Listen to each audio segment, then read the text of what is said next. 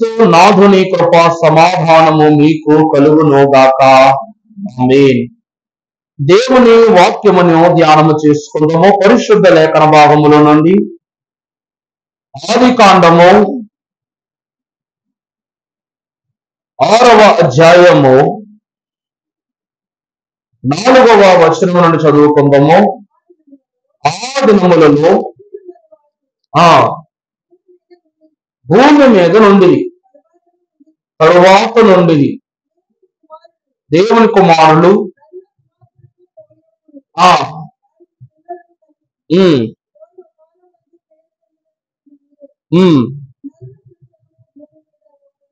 నరుల చెడుతనము భూమి మీద గొప్పదని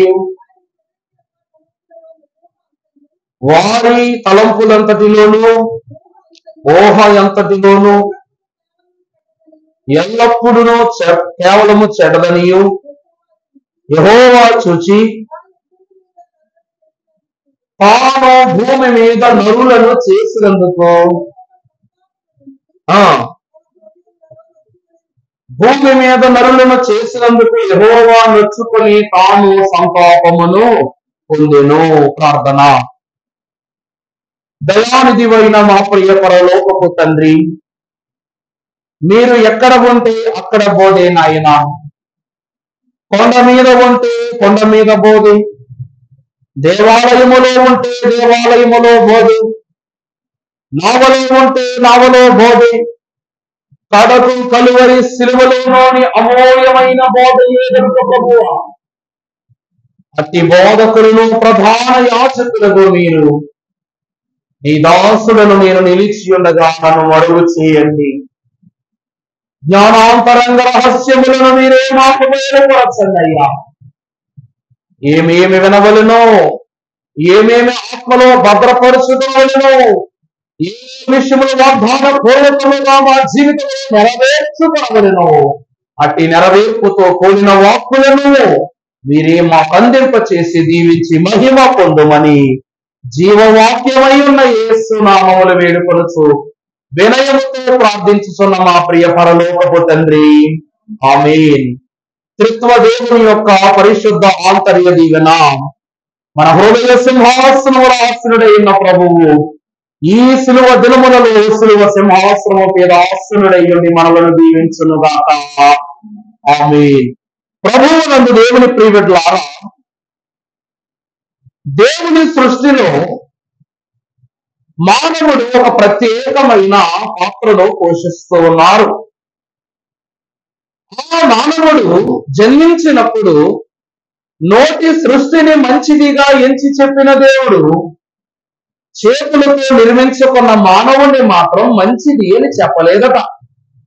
ఎందుకు అనగా అది ఈ నోవాహు కాలములో నెరవేర్చబడుతూ ఉన్నది కాబట్టి. 5వ వచనములు మనము చూసినప్పుడు నరుల చెడుతనము భూమి మీద గొప్పదనియు వారి హృదయము యొక్క తలంపులలోని ఊహంతయు ఎల్లప్పుడూ కేవలము చెడ్డదనియు యెహోవా చూచి తాను భూమి మీద నరులను చేసినందుకు యెహోవా సంతాపము నొంది తన హృదయములో వచ్చుకొనెను.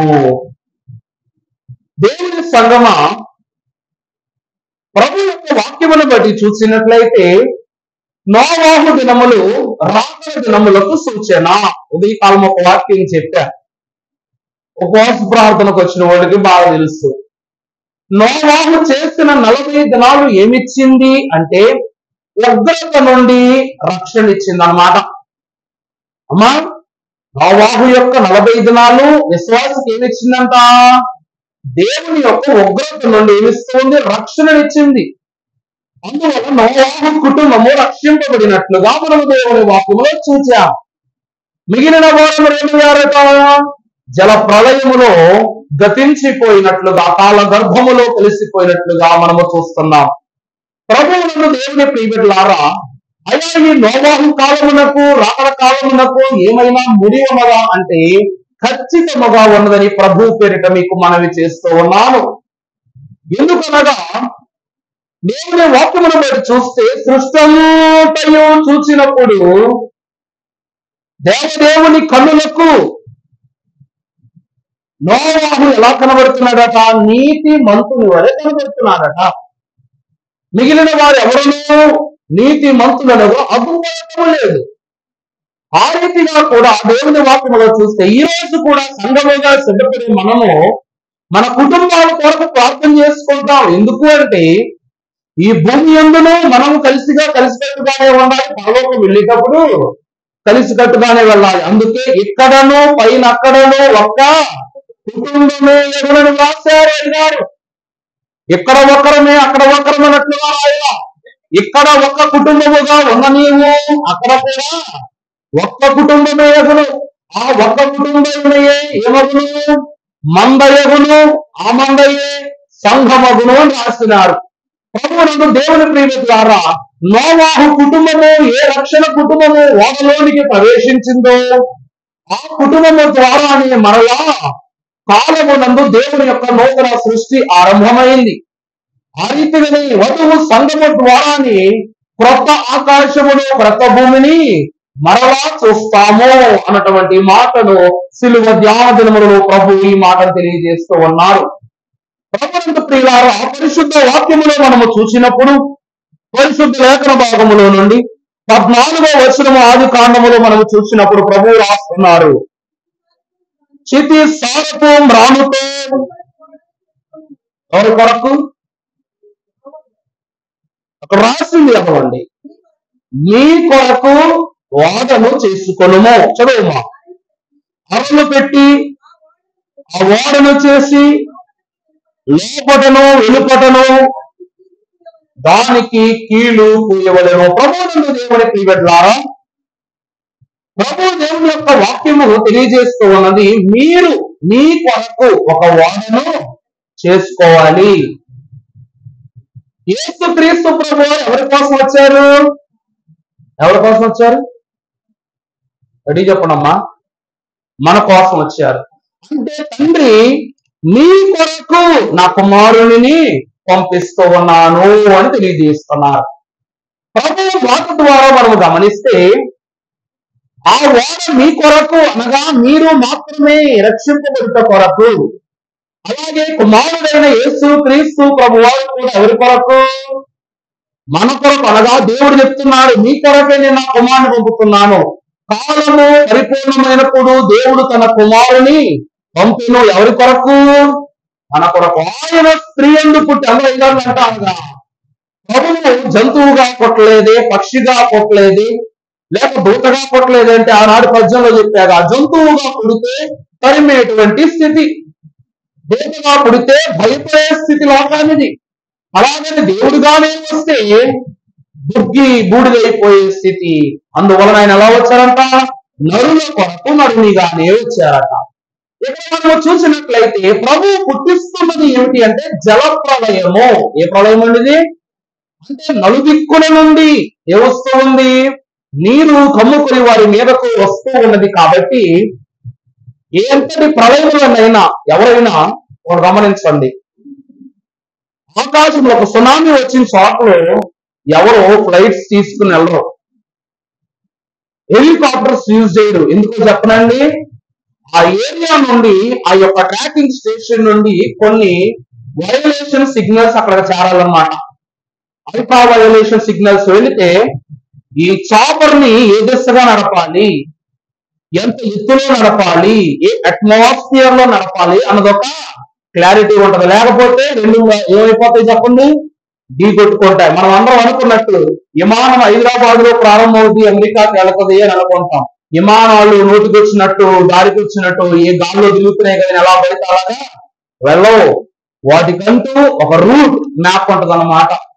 ఎక్కడెక్కడ కొండలు ఉన్నాయో దగ్గరగా విమానం ప్రారంభమైనప్పుడు ఇక్కడ ప్రారంభం అవ్వగానే 300 కిలోమీటర్ల దూరంలోని అక్కడ జరుగుతున్నటువంటి అక్కడ ఎదురయ్యేటువంటి పరిస్థితులు ఇక్కడ మనకు అగుపడిపోతాయి. ఇక్కడ నుంచి గుంటూరు విమానం వెళ్ళాలంటే ఎంతసేపు అమ్మా? ఎంతసేపు చెప్పనా? 20 నిమిషాలు. ఎంతసేపు అండి? 20 నిమిషాలు ఇక్కడ నుంచి గుంటూరు వెళ్ళటం. ఇక్కడ ఏరోప్లేన్ స్టార్ట్ అవ్వటం, టేక్ ఆఫ్ అయింది అంటే అక్కడ వెళ్ళి గన్నవరం ఎయిర్పోర్ట్ మీదుగా దిగడానికి ఎంత పడుతుంది? 20 minutes పడుతుంది అనమాట. ప్రభునందు ప్రియులారా 20 నిమిషాల్లో వెళ్ళిపోతుంది విమానం. మరి విమానము సుమారు గుంటూరు అంటే 160 కిలోమీటర్లు కదమ్మా, 165 కిలోమీటర్ల దూరం, 300 కిలోమీటర్ల ఆ పైబడి దూరంలో ఉన్నటువంటి ప్రతి అడ్డంకును, ప్రతి ఒక్క విషయమును, కొండలు ఉన్నాయో లేకపోతే హైజాక్ గా ఎదురుగా ఒక ప్లేన్ వస్తుందో, ట్రాఫిక్ అట్మాస్ఫియర్ లో ఏదైనా సరే జరుగుతూ ఉందో, ఎక్కడైనా ఏదైనా ఫ్లేమ్ బ్లాస్ట్ జరిగింది, అన్ని ఇక్కడ రాడార్ లో తెలిసిపోతాయి. వెంటనే సిగ్నల్ వచ్చేస్తుంది, అలర్ట్ అయిపోవాలి.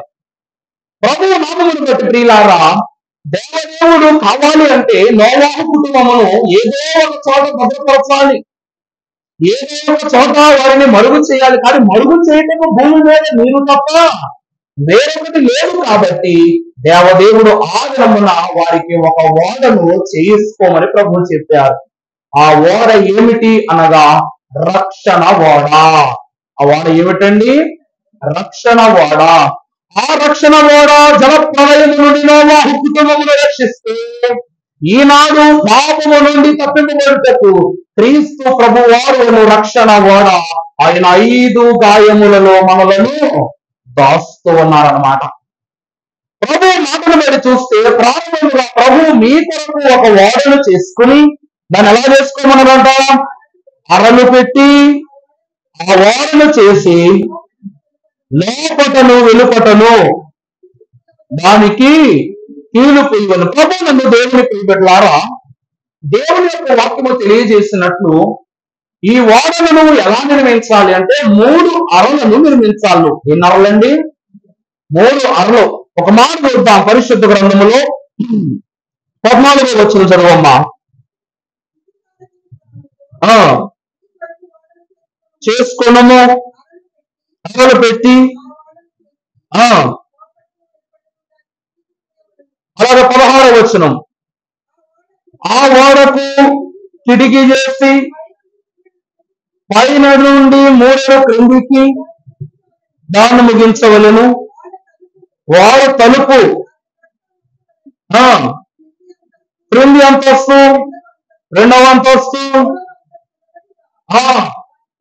ప్రభువు నందు దేవుని ప్రియబిడ్డలారా, ఇక్కడ ఎన్ని అంతస్తులు కనబడుతున్నాయి? వాళ్ళు 3 అంతస్తులు కనబడుతున్నాయి.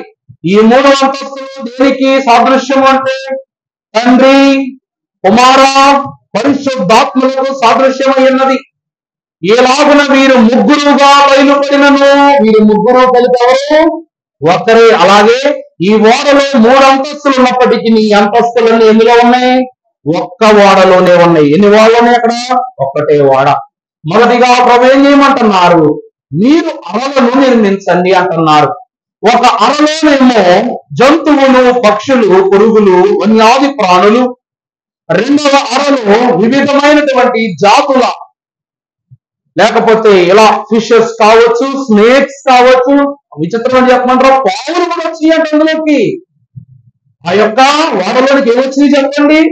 ఒక్కొక్క దినము ఒక్కొక్క జాతి పక్షి, ఒక్కొక్క దినము ఒక్కొక్క జాతి జంతువులు ఆ యొక్క ఓడలోనికి వచ్చి విశ్రమించినవట. మరొక అంతస్తులో నోవాహు కుటుంబము సేవ తీరిన వారై ఉన్నారు. ప్రభువునందు దేవుని ప్రియబిడ్డలారా, ఇక్కడ మనం చూసినట్లయితే యేసు క్రీస్తు ప్రభువారు అన్నిటికీ రక్షణ ఇచ్చారు, దేనిని వదిలిపెట్టలేదు. మనము చూసాం, అంజూరపు వృక్షమునకు సైతము రక్షణ ఇచ్చుట నిమిత్తమే ప్రభువు దానికి మోక్ష భాగ్యమును కలిగింపచేయట నిమిత్తము అంజూరపు చెట్టుతో వాదించారు ప్రభు. ప్రభువునందు ప్రియులారా, ఇక్కడ మనము చూస్తే ఒక అరలో పక్షులు ఉన్నాయి. ఆ పక్షుల్లో మాంసాహారము తినే పక్షులు ఉన్నాయి, లేక నౌకలు తినే పక్షులు కూడా ఉన్నాయి. ఉన్నాయా లేవా? ఉన్నాయి. 2వ అరలోనికి వచ్చేసరికి గడ్డి మేసే పశువులు ఉన్నాయి, గడ్డి మేసే జంతువులు ఉన్నాయి. ఆ జంతువులను మేసేటువంటి అనగా భుజించేటువంటి క్రూర మృగములు కూడా ఆ అరలో ఉన్నాయి. ఇక 3వదిగా చూస్తే నోవాహు కుటుంబము. ఇక్కడ మనము ప్రభునామమును గమనించినట్లయితే, ప్రయాసపడి భారము మోయుచున్న సమస్త జనులారా నా యొద్దకు రండి, నేను మీకు విశ్రాంతినిస్తానన్నారు తండ్రి. ఆ దినమున ఈ జంతువులన్నీ లోక భారమును విడిచిపెట్టి ప్రభు యొక్క ఓడలోనికి వచ్చాయి.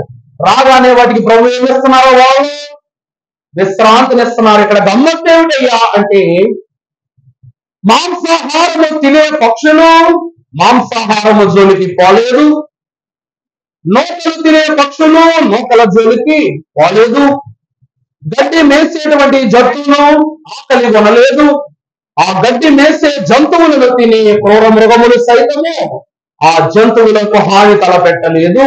నోవాహు కుటుంబము సైతము 40 రాత్రింబగళ్ళు ఎలా ఉన్నారట? నిద్ర ఆహారములను మాని ఏం చేశారు చెప్పండి? ప్రభువు యొక్క పరిశుద్ధ ఉపవాసములో ఉన్నారు. ప్రభువులకు ప్రియులారా, 40 దినములు జంతువులు, పక్షులు, పురుగులు, వన్య మృగములన్నీ నోవాహు కుటుంబముతో కలిసి ప్రభువులో ఏం చేస్తున్నాయి? ఉపవాసాన్ని ఆచరిస్తున్నాయి. ప్రభు నామను బట్టి చూసినట్లయితే ఎంత గొప్పవాడివైనా కావచ్చు, దేవుడు ఈనాడు తెలియజేస్తున్నారు. కులమును బట్టి, మతమును బట్టి, భేదమును బట్టి, రంగును బట్టి, రూపమును బట్టి, స్థాయిని బట్టి, స్థితులను బట్టి మనం ఏదైనా కావచ్చు. కానీ దైవ సన్నిధికి వచ్చినప్పుడు మనం ఎలా ఉంటాం? నీ కులము గడప బయట ఉండాలి, నీ గొప్పతనము గడప బయట ఉండాలి, నీ అంతస్తు గడప బయట ఉండాలి, నీ ఆత్మ మాత్రమే దేవుని సన్నిధిలో ఏమై ఉండాలి? ప్రతిష్ఠింపబడి ఉండాలి. ఈ మృగము క్రూర మృగమని దాని పక్కన పడుకున్న గొర్రెలకు తెలుసు, కానీ ఎంత ధైర్యంగా వచ్చి పడుకుందంటే, నా ప్రభు ఉన్నారన్న ధైర్యముతోని ఆ గొర్రెపిల్ల వచ్చి సింహము పక్కన పడుకుంది.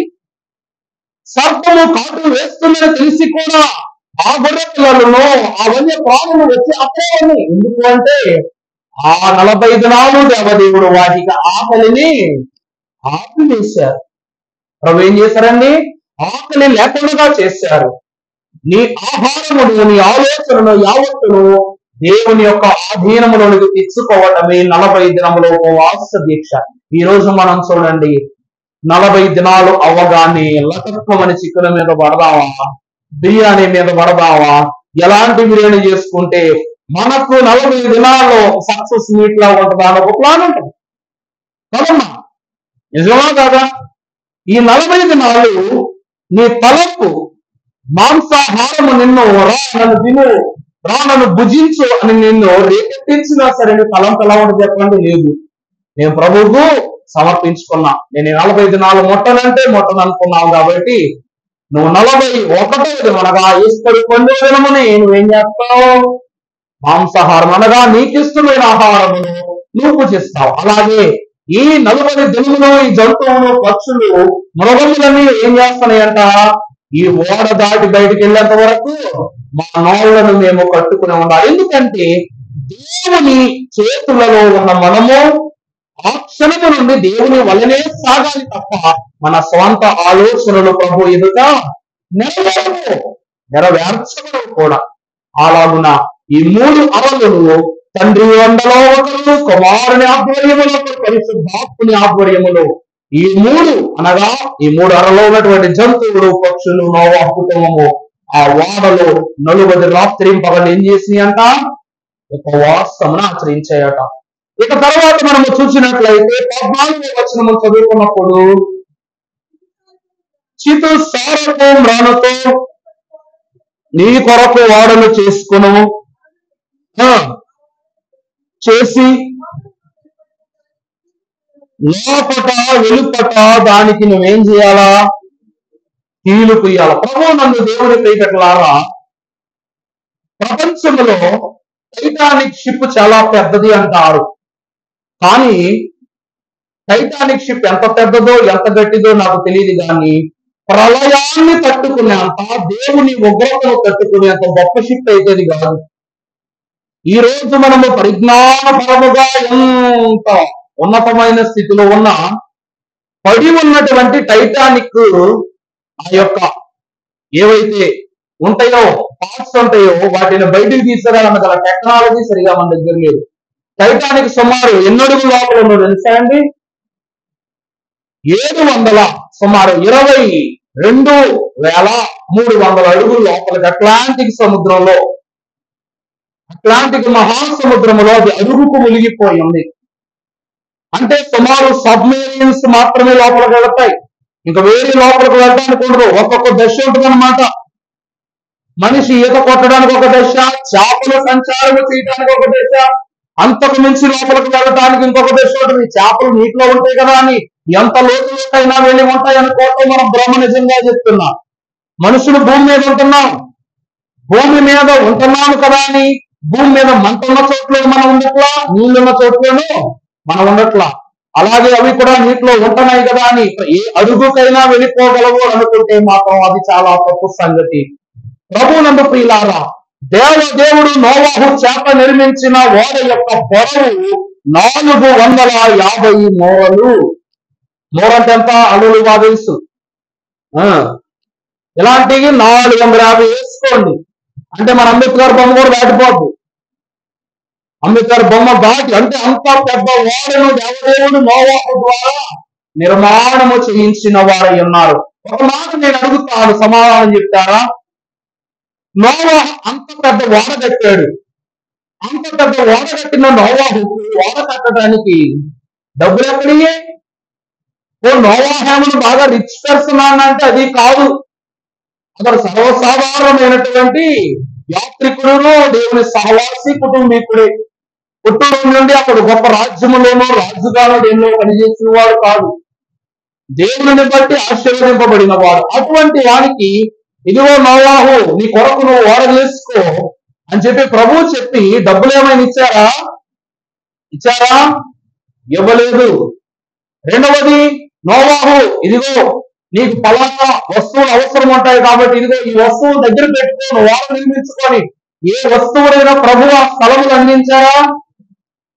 అందించరా? దేవుని ప్రభువా ఈ కార్యము తప్పక జరుగును అని గమనించుకున్న నోవాహు ఆ దినము మొదలు పెట్టి ఓడ పూర్తయ్యే దినము వరకు సంపాదించిన కష్టార్జితం ఏం చేశాడంట? జాగ్రత్తగా దాచిపెట్టుకున్నాడు. ప్రభు నందు దేవుని ప్రియబిడ్డలారా, ఇక్కడ మనం కూడా ఉన్నాం. రేపు బ్రతుకు బాగుండడం కోసం ఈరోజు ఎఫ్డి చేస్తాం, అవునా? ఫిక్స్డ్ డిపాజిట్ చేస్తాం, ప్రీమియమ్స్ కడతాం, ఎల్ఐసి స్కీమ్స్ కడతాం. ఎందుకు కడతాము అంటే మనము లేకపోయినా మన బిడ్డలకు ఏముండాలి? మనము పడ్డ కష్టాల స్థితి ఉండకూడదన్న ఒక ఆలోచనతోనే మనం ఇవన్నీ కడతాం. అలాగనే దేవుడిని బట్టి దేవుని ఆజ్ఞకు విధేయుడైనటువంటి నోవాహు కూడా తన కష్టార్జితమును స్వకీయ కార్యములకు కాకుండా రక్షణ కార్యములకు ఉపయోగకరముగా మార్చుకోవటానికి నోవాహు సొమ్మును దాచిపెట్టి వాటితోని పరివాళ్లను పెట్టి ఏం చేశాడంట? ఓడను కట్టించాడు. దేవుని ప్రియబిడ్డలారా, మొదటిది ఏమిటి అంటే ఆ యొక్క ఓడ 450 మూరలు. ఇక వెడల్పు వచ్చేసరికి 75 అడుగులు అన్నమాట. 450 మూరలు కాదు, 450 అడుగులు, క్షమించండి. ఆ ఓడ యొక్క వెడల్పు 75 అడుగులు. ఇక ఆ ఓడ యొక్క ఎత్తు 45 అడుగులు. ఓడను నిర్మించినప్పుడు ఆ ఓడ అంతటికి కీలు పూశారంట. ఏం పూశారమ్మా? కీలును పూశారు. ప్రభువును దేవుని ప్రియబిడ్డలారా, కీలు అనగా ఏమిటి? కీలు అంటే ఏంటి చెప్పండి అమ్మా? గట్టిగా చెప్పండి అమ్మా, మంచి మాట, ఇదే కరెక్టే. బయట ఉన్న నీరు లోపలికి రాకుండా ఆయా ప్రదేశములను సంపూర్ణముగా కీలుతో ముగించటం. ప్రభువునందు దేవుని ప్రియబిడ్డలారా, దేవుని వాక్యము యొద్దకు వచ్చిన మనము కూడా పాపము మన దేహములోనికి మన ఆత్మలోనికి రాకుండా ప్రభు ఏం చేస్తున్నారు చెప్పండి? ఆయన రక్తముతో అది కాలు మొదలుపెట్టి నడినెత్తి వరకు మనల్ని ఏం చేస్తున్నారు? ఆయన రక్త ప్రోక్షణలో శుద్ధి చేస్తూ ఉన్నారు. ప్రభు రక్తమును దాటి మన మీదకు కీడు రాగలదంటారా? అలాగనే ఈ కీలు ప్రభువారి యొక్క రక్తమునకు సాదృశ్యమైనది. బయట జలము లోపలికి రాకుండా, బయట ప్రజలు ఎవరైతే అరుస్తున్నారో వాళ్ళ మాటలు లోపలికి రాకుండా ఈ కీలు ఏమైనదట? ఆ రంధ్రములన్నింటినీ పూడ్చిపెట్టేసిందట. నోవాహు ఓడ ఎక్కేసి జల ప్రళయం వచ్చినప్పుడు అందరూ వచ్చేసి అన్నారట, నోవాహు నోవాహు బేకి బేకి బేకి అంటున్నారంట. 120 ఏళ్ళు గొంతు చించుకుని రండి అని ప్రతిమలాడుకున్నప్పుడు ఒక్కరు కూడా లోపల రావడానికి ఇష్టపడలేదు. ఒక్కరు కూడా పట్టించుకోవడానికి ముందుకు రాలేదు. కూలి వాళ్ళు కూడా డబ్బులు ఇస్తున్నారు కదా, కడితే పోయిందే ముందే చెప్పి ప్రతి ఒక్కరు ఓడ కట్టడానికి సహాయం చేశారు, వాళ్ళ కూలి వాళ్ళు తీసుకుని వెళ్ళిపోయారు.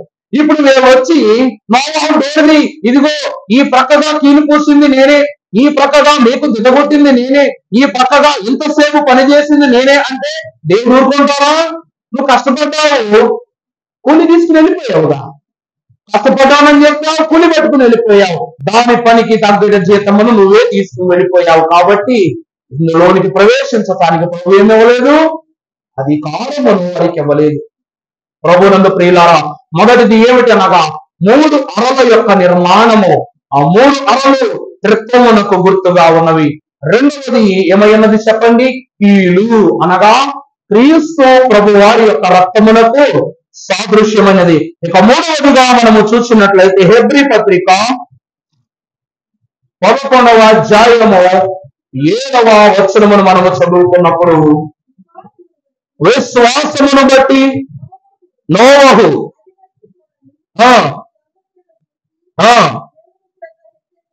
దేవుని చేత హెచ్చరింపబడి భయభక్తులు గలవాడై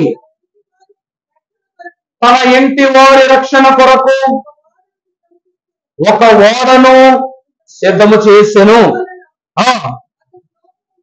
అప్పుడు లోకము మీద విశ్వాసమును బట్టి, చాలండి, లోకము మీద అతడు ఏ స్థాపన చేసెను? నేర స్థాపన చేసి నీతికి వారసుడైనట్లుగా మనం చూస్తున్నాం. దేవుని ప్రియబిడ్డలారా, అయినా రాశారు, పాపవృత్తిని మానుకొనోమి, మనసాశాపాలు నరకంబు సహింపాలేవు, మనసాశాపాలు నరకంబు సహింపాలేవు,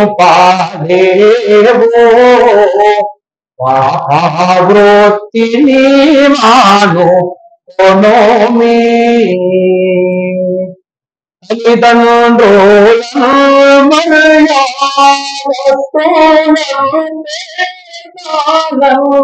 తల్లిదండ్రులను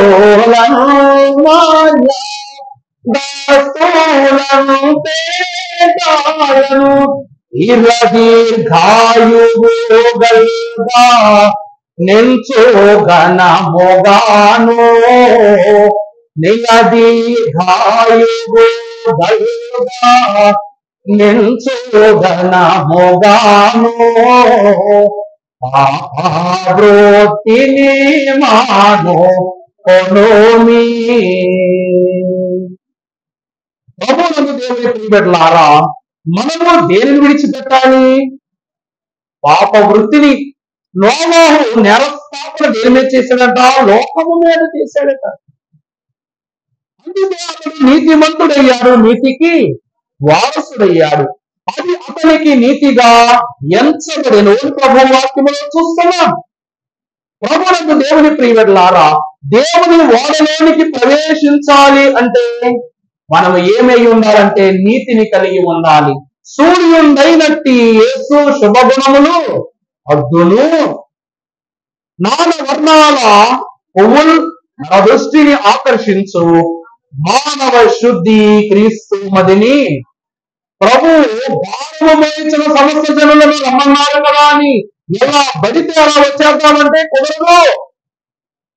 సిలువ యొద్దకు క్షమాగుణముతో వచ్చిన పేతురు, అప్పగించుకొనుటకు వచ్చినటువంటి మగ్దలేని మరియా, సాగిల పడి ఉన్నటువంటి శతాధిపతి సైనికుడు, ఆయనే గనులను సాక్ష్యం ఇచ్చినటువంటి పిలాతు అయిన క్లౌదియా, వీరందరూ ఏమై ఉన్నారు అనగా ప్రభు యొక్క మదిని ఆకర్షించుకుని వారై ఉన్నారు. కాబట్టి వారికి సిలువలో స్థానము దొరికింది.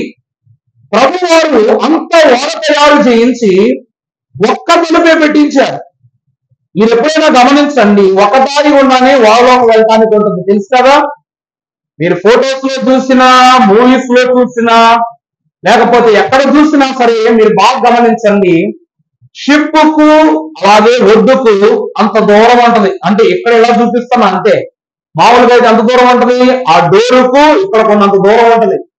దాని మీదగా షిప్ ఇంకా పెద్దదనుకోండి, ఇంకా దూరం ఉంటుంది. దాని మీద ఒక బ్రిడ్జ్ లాంటిది కడతారు.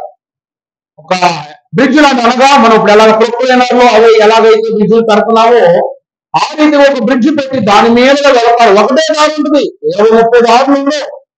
ఆ దారి గుండాన్ని వాళ్ళు టికెట్ కలెక్షన్ చూసుకుని నల్లగా లోపల పంపిస్తారు. ఎవరికి కేటాయించిన స్థలాల్లో వాళ్ళు కూర్చుంటారు. ఎందుకు అనగా ప్రభువునందు ప్రియులారా, ఒకటే ద్వారమును షిప్పులో అమరుస్తారు. ఎందుకు అనగా ఏ ఆపద కలిగినా సరే, ఏ ఇబ్బంది కలిగినా సరే ఆ ద్వారము గుండా రావడం ఎవరికి కుదరదు. నేను చెప్పేది అర్థమవుతుందండి. షిప్పులోనికి వెళ్ళటానికే ద్వారం, రావటం అంత సింపుల్ కాదు. దాన్ని సీల్ చేసేస్తారు. నువ్వు బయటంతా తిరగటానికి ఉంటుంది, కానీ మరలా నువ్వు దిగాలి అంటే ఎందుకు వచ్చిన తర్వాత మళ్ళా స్కాన్ వచ్చి ఆ షిప్ మీద పెడితేనే ఓపెన్ చేస్తారు నువ్వు బయటకు రావటం. అప్పటి వరకు ఆ స్థలములోనే ఉండాలి. దేవుని నామమును బట్టి చూసినట్లయితే ప్రభు అంటారు, నేనే మార్గమును సత్యమును జీవమును, నన్ను వెంబడించు వారెన్నటికి చీకటిలో నడువరు, వెలుగులో నడుస్తారని ప్రభువు చెప్పారు. జీవ మార్గమును నేనే మీకు బోధించి ఉన్నానన్నారు. ప్రభువునందు ప్రియులారా, నోవాహు ఓడలోనికి వెళ్ళినప్పుడు అక్కడ మనము చూసినట్లయితే యోహాను సువార్త 14:6 ప్రభువు మార్గమును సత్యము దేవుని అన్నారు. ఆ రీతిగానే ఆ ఓడకు కూడా ఒక్కటే తలుపు ఉంది. ఆ తలుపులోనికి ప్రవేశించటానికి క్రీస్తు ప్రభు వారి యొక్క అనుమతి కావాలి. మరలా అది సీల్ చేయబడింది అంటే ఎవరు ఓపెన్ చేయాలి చెప్పండి? కుమారుడు కాదు, తండ్రి చెబితేనే ఆ ద్వారం ఓపెన్ అవుద్ది. యేసు క్రీస్తు ప్రభు వారి ద్వారా పరలోకమునకు వెళ్ళాం. అంతెందుకు, యేసు ప్రభు వారి ఆరోహణమై వెళ్ళిపోయాడు. వెళ్ళిపోయిన ప్రభువు ఆయన ఎప్పుడు వస్తారో తెలియదు, వచ్చువానికి సైతము తెలియదట రెండవ రాకడ ఎప్పుడు, తండ్రి ఎప్పుడు పంపిస్తే అప్పుడే. ఆ రీతిగానే నోవాహు కుటుంబమును జంతువులన్నిటినీ లోపలికి తీసుకుని వెళ్ళిన తరువాత ఆ యొక్క తలుపు మూయబడి ఆ స్థలం అంతా ఏమైపోయింది చెప్పండి? దేవుని యొక్క ముద్రతో అనగా దేవుని యొక్క శక్తితో ఆ తలుపు మూయబడింది. ఇప్పుడు ఆ తలుపును తెరవగలిగే వారు ఎవరున్నారా? ఒక పాట ఉంటుంది, బయట పాట, ప్రైవేట్ పాట, దేవుడి పాట, కానీ వధింపబడిన గొర్రె పిల్ల సింహాసనాసీనుడు అనే పాట ఉంటుంది. అందులో యోధాస్తుతి సింహము నువ్వు, యోధా గోత్రపు సింహము నువ్వు, నువ్వు తలుపును మూసేవా అంటే తీసేవారు ఎవరు, నువ్వు తీసిన తలుపులను మూసే వారెవరు అని పాడతారు. ఎందుకు అనగా ప్రభువు తీసిన తలుపులను మూయగలిగే సమర్థులు లేరు, ప్రభువు మూసిన తలుపులను తీయగలిగే సమర్థులు సృష్టిలో లేనే లేరు. కనుక సమయం ఇచ్చారు ప్రభు, 120 ఏళ్ల సమయం ఇచ్చారు. ఈరోజు మనం బ్రతుకుతున్నది కూడా అటువంటి సమయమే. మనకెవరికి సుమారు మహా గట్టిగా ఉంటే, ఇక్కడ బాగా పైబడిన వారు ఉంటే 80 ఏళ్ళు, 80 కంటే తక్కువే బహుశా. కానీ భక్తుడైన నోవాహు 120 సంవత్సరములు ఘనమైనటువంటి గొంతు చించుకుని దేవుని యొక్క హెచ్చరికలు చెప్పినప్పుడు లోకము గమనించలేదు. తరువాత నోవాహు, ఇప్పుడు దైవజనులు అంటారు, అయ్యా ప్రార్థన చేయనని చేస్తాం, సంతోషంగా చేస్తాం. నీవు దేవుని సహకారమును దేవుని సహవాసమును బట్టి ఏకీభవిస్తే నా ప్రార్థన నీ ఆశ దేవుడు నెరవేరుస్తారు. ప్రార్థించే వానికి ఆశ ఉండి ప్రార్థన పొందుకున్న నీకు ఆశ లేనట్లయితే దేవుడు కార్యము చెయ్యరు. రేపటి రోజు ఉన్నవారిని సాక్ష్యము చెప్పుడు నిమిత్తము షకీనా మేఘమును వాడని ఎక్కించుకుని ప్రభు తీసుకుని వెళ్ళిపోతారు. అయ్యగారు ఇదిగో అయ్యగారు నేను రావట్లేదు, నేను ఆగిపోయాను, నన్ను కూడా తీసుకెళ్ళండి అని నన్ను పిలిచి అడిగితే నేనేం చేయగలను? నోవాహు ఏం చేయగలిగాడు? ఒకవేళ అదే స్థలంలో అదే స్థానంలో తన కుటుంబం ఉన్నా కూడా నోవాహు మాట్లాడలేదా? మాట్లాడలేడు. రక్షణ ఓడ ఎలాగో నోవాహు కుటుంబమును అతని నీతి ద్వారా దేవుని ఎదుట కనపరుచుకున్న విశ్వాసము వారిని ఓడ ఎక్కించినట్లు ఈ దినమున మీ విశ్వాసము మీ కుటుంబమును యావత్తును ఎక్కించాలా, ఓడ ఎక్కించాలా. పరిశుద్ధ గ్రంథములో మనము చూసినట్లయితే ఆఖరిగా ఆదికాండం 7వ అధ్యాయము 16వ వచనము చదువుతున్నప్పుడు, ప్రవేశించినవనియు దేవుడు అతనికి ఆజ్ఞాపించిన ప్రకారము ఆ మగధియు ఆరనియు ప్రవేశించెను. యెహోవా ఓడలో అతనిని ప్రభునందు ప్రియులారా, ఆ ఓడలో నూతన సృష్టి నిమిత్తము ఒక ఆడది ఒక మగ జంతువులైనను ఏమైనను పురుగైనా పక్షి అయిన ఏదైనా దేవుడు ఏర్పాటు చేశారు. కానీ ఇక్కడ నుండి రాకడలో ఎక్కబడిపోవారిలో మనమందరము పురుషులమైనా కావచ్చు, స్త్రీలమైనా కావచ్చు, లోపలికి వెళ్ళినప్పుడు, పరలోకమునకు వెళ్ళినప్పుడు మనందరికీ నవరూపమును దేవుడిచ్చి దానికి వధువు అన్నటువంటి అంతస్తును ఇస్తారు. పరలోక ద్వారములు మూసుకుపోతాయి. యోహానుతో ప్రభు అంటారుగా, నువ్వు ఇక్కడికి ఎక్కిరా, ఇక జరగబో సంగతులను నేను నీకు ఇక్కడ నుండి చూపిస్తానన్నారు. ప్రభువు ఆ ఓడకు కిటికీ పెట్టారంట. ప్రభువు ఓడకు కిటికీ చేయించారంట నోవహు ద్వారా. అక్కడ జరుగుతున్న ఆత్మనాదాలతో వేదనలు పడుతున్న వారందరినీ నోవహు జంతువులు కుటుంబాలు చూస్తున్నాయి. ఆ రీతిగా యోహాను భక్తునికి కూడా ప్రభు ఏమంటున్నారు, 7 ఏళ్ల శ్రమల కాలంలో జరుగుబోవు ముద్రల శ్రమలు, పాత్రల శ్రమలు అన్నిటినీ నేను నీకు ఇక్కడ నుండి చూపిస్తానంటున్నారు. మనమేమో 1000 ఏళ్ల స్వీయ మహిమను చూస్తాం. 7 ఏళ్లతో కలిపి 1007 సంవత్సరాలు దేవునితో సావాసం చేస్తాం. మిగిలిపోయిన వారు ఏం చేస్తారంట? 7 ఏళ్ళు కృంగి కృషించి వేదనకు లోనవుతారట. ప్రభునందు ప్రియులారా, ఇదే దేవుని యొక్క మహిమ, దేవుని యొక్క శక్తి అయి ఉన్నది. ఇక ఆఖరిగా చూస్తే ఈ వాడ 40 దినాల తర్వాత ఎక్కడికి వెళ్ళాగింది? ఆరారాకు పర్వతము మీదకు. దేవుని ప్రియులారా, నోవహు భక్తుని యొక్క విశ్వాసము ఎంత ప్రత్యేకము అంటే, దేవుడు ఆరారాకు చేర్చాలని ఆశపడ్డారు, చేర్చారు. అది నోవహుకు మాత్రమే దీవెన. కానీ మనము నోవహులాగా ఆరారాకు పర్వతం మీదకో, కల్వరి పర్వతం మీదకో, యెరూషలేము పర్వతం మీదకో, హోరేబు పర్వతం మీదకో వెళ్ళాలని ఆశపడకూడదు. ఎక్కడికి వెళ్ళాలి మనం? ఎక్కడికి వెళ్ళాలి? ఆ ప్రయాణం ఆరారాకు దగ్గర ఆగిపోయింది. నీ ప్రయాణము ప్రభువు సింహాసనం మీదకు. ఒక్కసారి దేవుని యొక్క పరిశుద్ధమైన మేఘము ఎక్కాము అంటే నాగలి మీద చెయ్యి పెట్టిన వాడు వెనక్కి తిరిగి చూడకూడదు అన్నట్లు, పరలోకము చేరే వరకు ఏముండకూడదు? నీకు పరధ్యానం ఉండకూడదు. అయినా రాశారు, లోకమోనో దానిలో నీ సమస్తమైన ఆశలు, లోకమోనో దానిలో నీ సమస్తమైన ఆశలు, నాకు వద్దు యేసు చాలు, సాతానా నా వెనుకకు పో. నాకు వద్దు యేసు చాలు, సాతానా నా వెనుకకు పో. హల్లెలూయా హల్లెలూయా హల్లెలూయా యేసువే, హల్లెలూయా హల్లెలూయా హల్లెలూయా. మరి పరలోకము వెళ్ళిన తర్వాత ఏమని పాడాలి?